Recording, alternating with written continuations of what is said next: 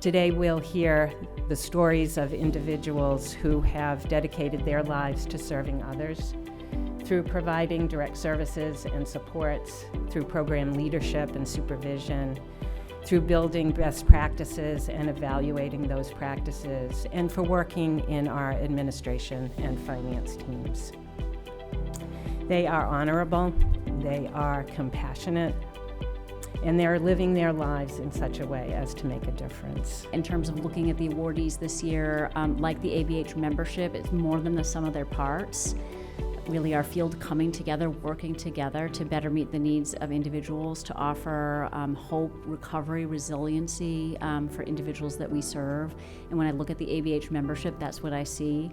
All of us collectively working together to make things better. I sit down with so many providers and hospitals where they talk to me about how behavioral health and mental health especially is a loss for them to provide.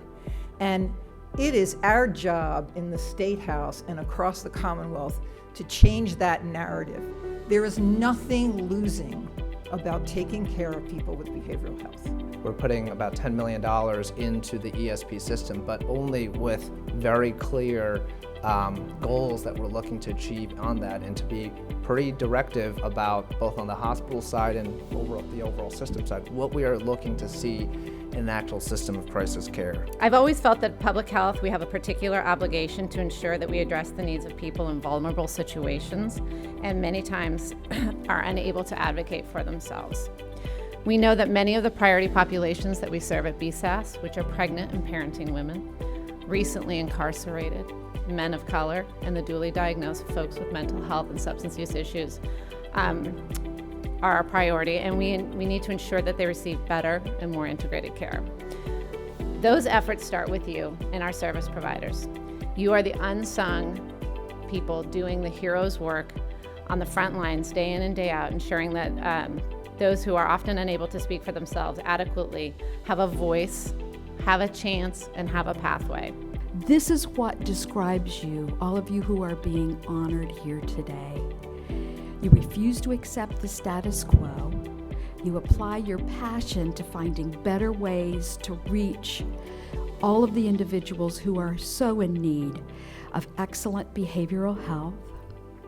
You reach out for partnerships to do your work. We thank you, not just today when you're being specially honored, but each and every day. Because here's what you show us. You show us that treatment can work, that healing can happen, and perhaps the greatest contribution we can all bring is to continue applying the art of the possible.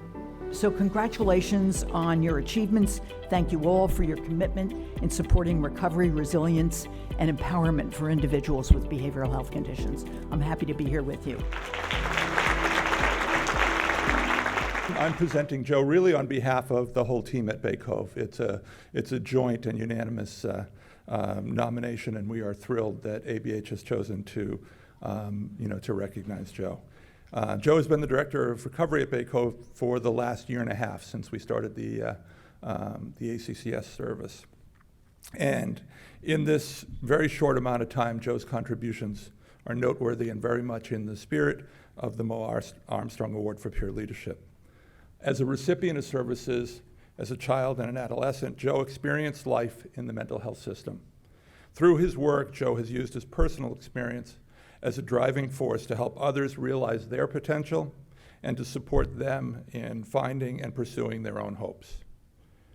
Joe naturally builds bridges between those providing and those receiving services. He has a way of using basic human experience to communicate in an honest and authentic way that builds common ground between people regardless of their backgrounds. Through ACCS, Joe grew the program's peer workforce from 3 peer specialists to 23. After noticing the person serves were intrigued by this influx of peers and curious about exploring such a career, Joe created, I don't have that many remarks, I just have to print it really big, created an apprenticeship program where a person served by Bay Cove can work 8 to 16 hours a week shadowing peer specialists. Through grant funding, this apprenticeship program is being expanded to offer a pre-certified peer specialist course to participants. An innovator, Joe recently created the Environment Matters initiative focused on how our clients' physical environments can convey messages of hope. This has led to special community meals, game nights where staff and persons served are able to enjoy natural fellowship. Joe is a mentor to other members of the peer workforce who see him as someone who knows and does what he thinks is right and is able to see the many sides of an issue and come to a conclusion that is consistent with his values and his empathy. He is very much an independent thinker. Today, Joe's greatest and proudest role is as a parent whose clear and overwhelming priority in life is his son.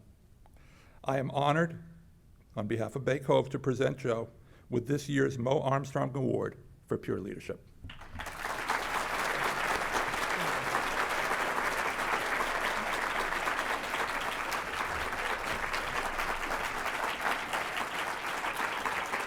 Thank you, everyone.